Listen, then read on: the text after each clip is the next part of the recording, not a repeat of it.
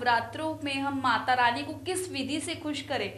आज के इस एपिसोड में हम बात करेंगे कि माता रानी के जो पहले और आखिरी नवरात्रे रखते हैं वो कितना शुभ है, और जो बच्चे माता रानी को नवरात्रों में भोग लगाते हैं किस प्रकार से भोग लगाए कि माता प्रसन्न होकर उनको शिक्षा की प्राप्ति दे। और तीसरा सवाल हमारा ये रहेगा, क्या माहवारी में महिलाएं नवरात्रों के व्रत रख सकती है। नमस्कार, मैं हूं आपके साथ शिवानी कौर, आप देख रहे हैं दिव्य दिल्ली न्यूज। मेरे साथ इन्हीं सभी सवालों के साथ आज फिर से एक बार स्टूडियो में मौजूद है रेमडी किंग आचार्य प्रवीण कुमार सोनी जी। सर, स्वागत है आपका हमारे इस एपिसोड में।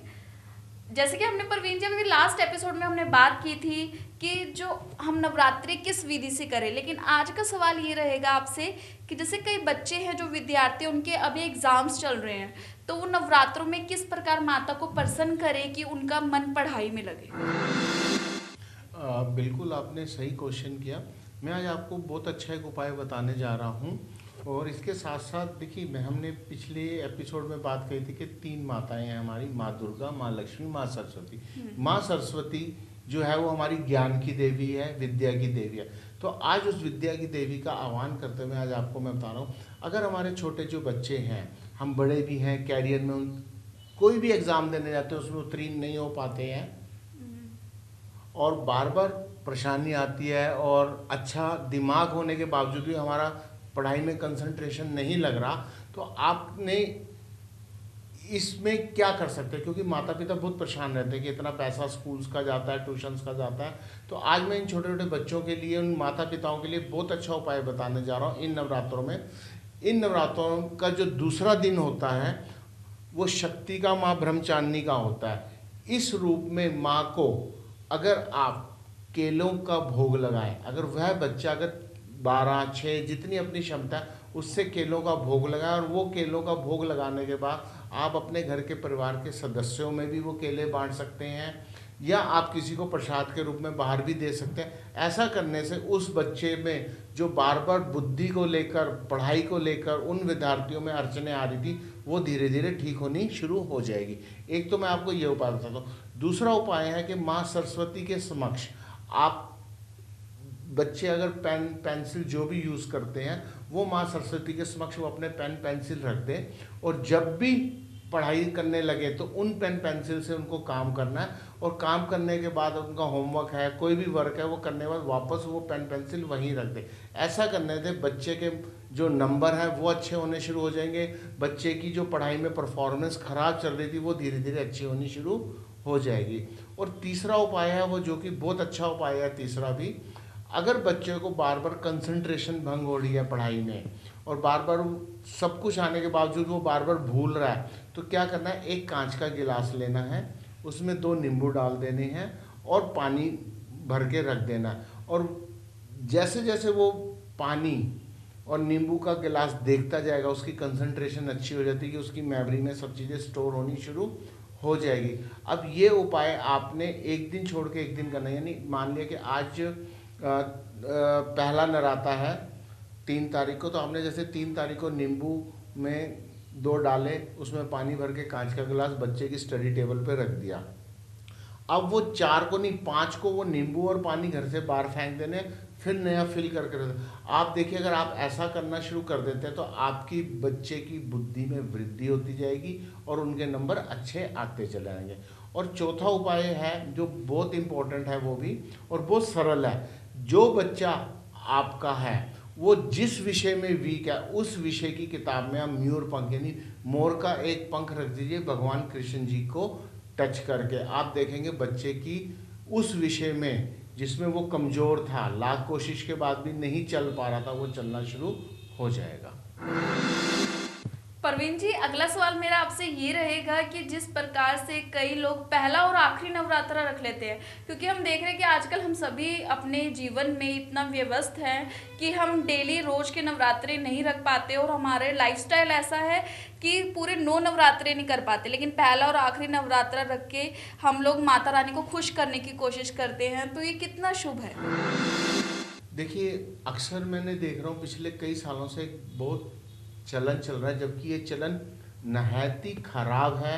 और आप लोग परेशान कहाँ होते हैं कि हमने सर सारे व्रत रखे थे, हमने सब कुछ माता का किया, परंतु क्या हुआ, नुकसान होना शुरू हो गया। तो नुकसान कहाँ होता है, आज मैं वो शिवानी जी आपके माध्यम से बताना चाह रहा हूँ कि अक्सर देखा गया कि लोग पहला नराता रख लेते हैं, फिर लास्ट का नराता रखते हैं।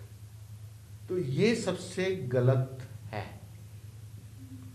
उसकी वजह क्या है, उसका लॉजिक है, आपने पहला नराता रख लिया शिवानी जी, तो पहला नराता रखने के बाद आपने क्या किया, पहले दिन तो आपने पूजन किया, व्रत के हिसाब से चले, मगर अगले दिन आपने फिर अन्न खा लिया, बिल्कुल, तो वो भंग हो गया, तो वो माता नाराज हो जाती है। फिर आपने आखिरी रख लिया तो कोई मतलब नहीं रहा। तो यानी कि आपका जो पूजा की विधि नहीं रही, वो आपकी एक फॉर्मेलिटी की विधि रही, नमक भी दूसरा सेवन कर लिया।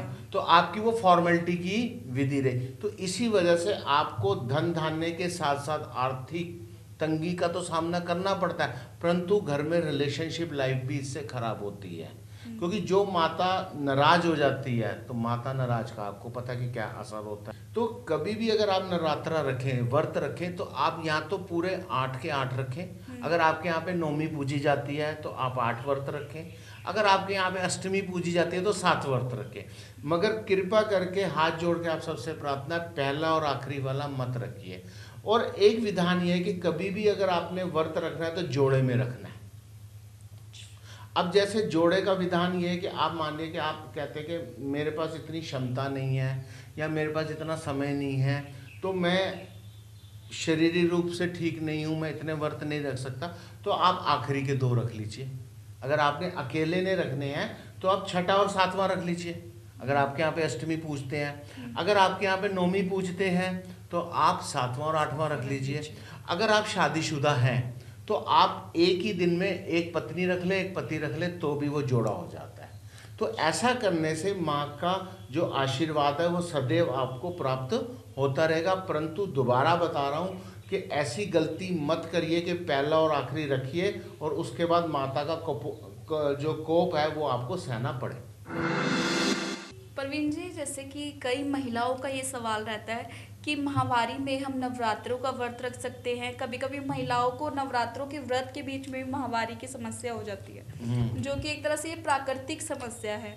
तो इसमें क्या करना चाहिए महिलाओं को? देखिए, मैं यहाँ पे एक आपको बहुत अच्छी चीज़ बता रहा हूँ और बहुत अच्छा क्वेश्चन है, हमारे पास भी आता है। माहवारी का जो समय होता है वो हमारा अशुद्धि का होता है। तो ऐसे अशुद्धि में आपको व्रत नहीं रखना चाहिए। अगर मान लिया शिवानी जी, आपने जो बहुत गहरी बात कही, एक तो आपने ये कही कि व्रत रखना चाहिए नहीं रखना चाहिए, तो उसका सीधा आंसर है, उसका तो सीधा आंसर है नो, कि आपको ये कार्य नहीं करना चाहिए, बल्कि घर में जोत भी नहीं जलानी चाहिए, और जहाँ पे आपने चौकी स्थापित करी है आपके घर में, आपको वहाँ भी नहीं जाना चाहिए। नंबर 1। नंबर 2 कि आपने चौकी स्थापित करी, बहुत अच्छे से पूजन कर रहे थे, परंतु क्या हुआ, छठे या 7वें नवरात्रे में आपको ये कुदरती परेशानी हो गई, तो आप इमीडिएट वहाँ से हट जाइए, उसको कंटिन्यू नहीं करना। आप घर के किसी भी सदस्य को कह के आप कंजके पूजन करा सकते हैं, तो उसका आपको कभी नुकसान नहीं होगा। अगर वो महिला पहले दिन से व्रत रखते आ रही है और उसको छठे नवरात्रि में अगर ये कुदरती समस्या होती है, वहीं स्टॉप कर दे। अच्छा, वहीं स्टॉप करके, और अष्टमी में जो उनकी वो पूजन होता है या नवमी में जो उनके घर में पूजन, कन्या पूजन होता है, तो वो अपने घर के किसी सदस्य के द्वारा करवा दें। जी बिल्कुल। तो इससे आपको अच्छा फल मिलेगा।